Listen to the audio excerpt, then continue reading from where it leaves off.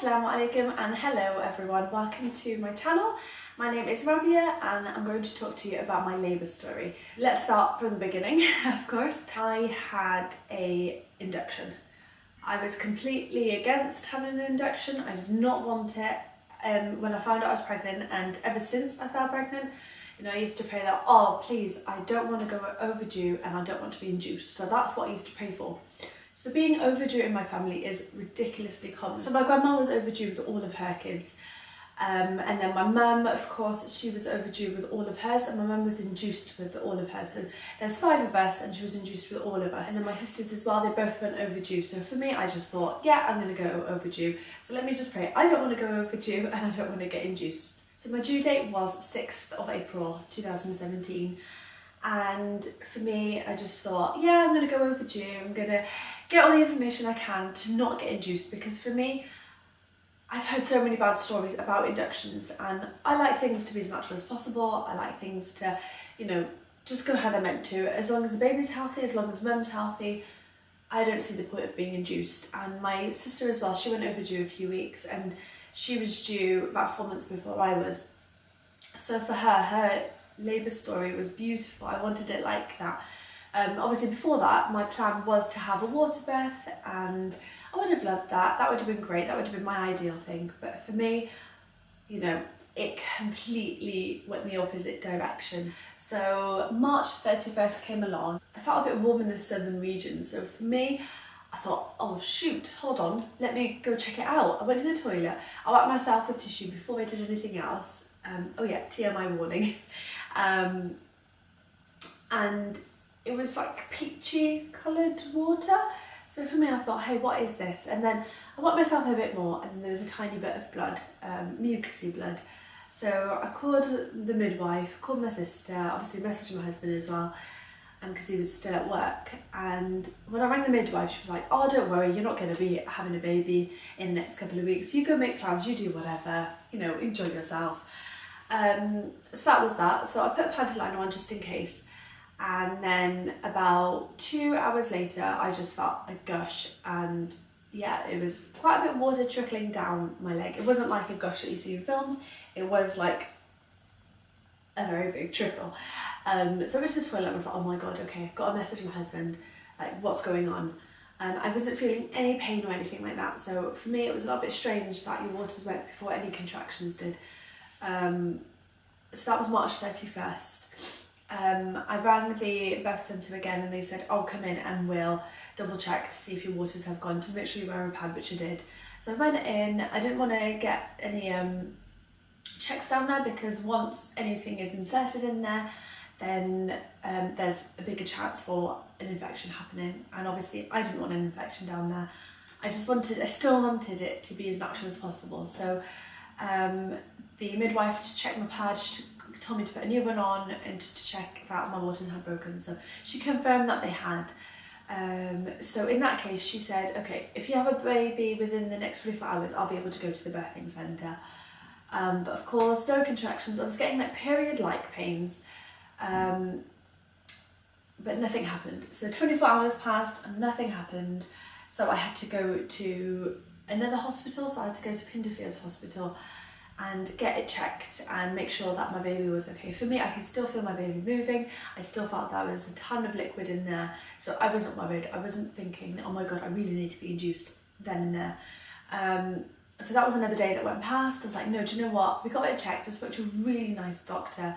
I don't remember his name, but he was really, really nice. And he said, okay, come back within the next 24 hours, and again, we'll have another check, make sure baby's okay, we'll monitor the baby, monitor your heart rate and blood pressure and everything. At that time, my husband and I were going on really long walks, uphill, downhill, but nothing was really happening. I was just getting period-like pains, but nothing more. I was actually really disheartened that nothing was happening. So that was in total about 50 something hours after my waters went. So for me, I was a little bit like, nothing's happening, you know, I'm not getting any contractions, like what's going on? And the water as well, it wasn't constant, like it was just like little gushes here and there. So I spoke to my sister, she was like, maybe it's just like a little tear. a little like pin dropped hair, and it's just coming out, because for me it didn't feel like my waters had gone. Like I said, my stomach still felt exactly the same. I didn't feel his limbs any harder, you know, like there was still loads of water. We went back to Pinderfields Hospital, so this was 2 days after, and the doctor we spoke to then was basically like, why don't you want to do it? You know, you really need to be induced. And she was like, if you leave this hospital, then you are responsible for your baby. And I think that was the line that made me and my husband think, do you know what, let's just go for it. And if you are induced, you do have one-on-one care, so you do have one midwife with you all the time. Of course, that is maybe the only positive of being induced. All the midwives that, you know, I dealt with were really lovely in that hospital. So the care of Pinderfields Hospital, honestly, I would give it 10 out of 10. It was brilliant. My heart rate was really high, so they said, okay, do you know what, that is a sign of infection. And obviously when they said that, I was like, okay, do you know what, maybe it is. But for me, I didn't feel any different. I felt my baby was still healthy, I was still healthy. I kind of should have listened to my instincts, really. So I went to the delivery ward, and they just checked me over, and they saw that my waters were not completely broken, so they broke my waters. And they gave me about 2 hours to see if anything happened. Of course, nothing really ever happens. So I had to be strapped up, and that was the worst of it. Being strapped up to 2 monitors, the one measuring your baby's heart rate and the other measuring your contractions. My God, you couldn't go anywhere. Like, I had to have a wee, I had to have a shit in bedpans, and I felt just so sorry for my husband because he had to see all of it. I've never had to wee or poo in a bedpan before, so honestly, it was just horrendous. My husband, bless him, he was really supportive. Okay, so they strapped me up to the 2 monitors, the one that measures the baby's heart rate and the one that measures the contractions. And of course I had the oxytocin that was going into a little thingy bobby, I've forgotten what you call it. Yeah, I've still got a scar, 8 months on, and I still have a scar. The drugs, they were checking every half an hour, they're checking I was getting enough contractions, and of course they're all artificial contractions. The midwives and everyone was saying that, you know, it would have probably been a really long labour. Thankfully, my labour only lasted 10-ish hours. I'm saying that because I was expecting it to last a hell of a lot longer. Again, they were just, you know, increasing the oxytocin levels. There was one point when I was getting so many contractions, like one after the other, like my body was not getting a rest. I was like, you have to like turn it off, you have to decrease the level. And then my husband was like, they know what they're doing, but to me, I knew that was not right. So they reduced the oxytocin levels then as well. And then I think it was about 3-4 hours in, I was like, do you know what, I can't handle it, just give me something. It was unbearable. I was having gas and air like a couple of hours in. Obviously I've never experienced natural labour, so for me, I don't know what it was. It was hard, it was painful, it was regular, like ridiculously regular. I think that's what it was that was hard the most, like having it so quick, like contraction, and it was painful. Like when they first started giving it, I couldn't really feel them. They were like, oh, I'm surprised you couldn't feel it. A few hours on, I think it was about 4 hours later, they checked how dilated I was, and I think I was only 2 centimetres dilated. After that 4 hours, I was like, what the hell, give me something. No, Victor's only dilated another centimetre in 3 hours, or was it 4 hours? I can't really remember. Like, give me something. So I asked for Diamorphine, which by the way is an end of life. At that time I was just on the birthing ball, and I was just like, my husband was like, I feel really sleepy. So they put me on the bed and I kind of clonked out. I don't remember much of it. I just remember a few moments where I was like, oh, I need the toilet. So I felt like I was unable to do things myself. I felt like I was out of control again. So my whole labour experience, I just felt I was out of control with everything. And obviously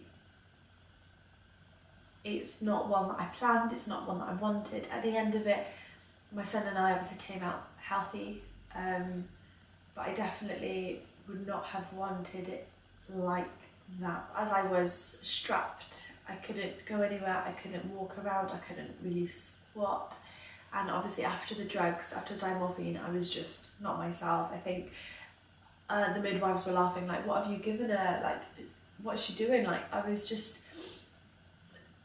not me, basically. I was just a wreck too. I remember there was a doctor that came in as well. I think he was newly qualified, or he was qualifying, I can't remember too well, but even he came in, and like, I think he was there for a little while, and then after, I was like, who the hell is that? Like, what's he doing here? This was before I had the baby. This was, you know, maybe about 7 o'clock in the morning.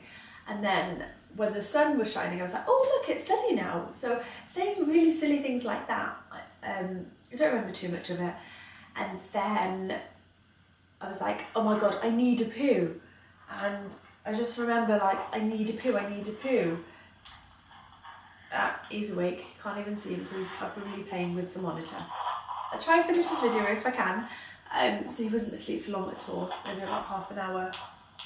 Right, okay, so basically, let me speed this up. So, yeah, before the baby was crowning, or while the baby was crowning, I was like, I need a poo, I need a poo. I remember shouting, and I was trying to push out a poo. She checked, and the baby was crowning. She asked if I wanted to look. I said no. I think my husband looked. And basically, she said that I was pushing for an hour. I don't remember it being an hour. I thought it was like, it felt like 10-15 minutes to me. But then I think she was saying just push and breathe in and breathe out. Don't make like screams. I think I screamed like once, and then after I was like, it doesn't help. You know, it's not like it is on films. Like, you need to kind of control yourself. I think as I was pushing for an hour, she was like, okay, do you know what, I need to get someone else's opinion. So she got another midwife. I think she was maybe the head midwife, I don't know.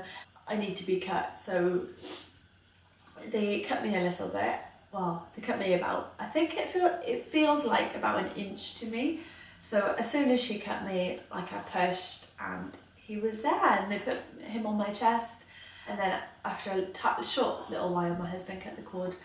Obviously I couldn't see his face because his face was facing upwards. I was like, turn him around, I want to see his face, I want to see his face. And it was just, honestly, it was so beautiful to see a little son finally in this world, and it was a really lovely moment. I think my husband and I, it was probably one of our nicest moments, just to see our little baby. It was great, and you know, seeing him now, how much he's developed, it's great. So yeah, they stitched me up. There was long gas in there then as well when they were stitching me up, and my husband was just having some really nice cuddles with him. We were both so sleepy, so we actually slept after the baby, after the baby was out, after Emmanuel was out. We both just slept because of the Diamorphine. That was my labour story, and everything was okay. We had to stay overnight. We had to stay 24 hours in the hospital just to make sure everything was okay.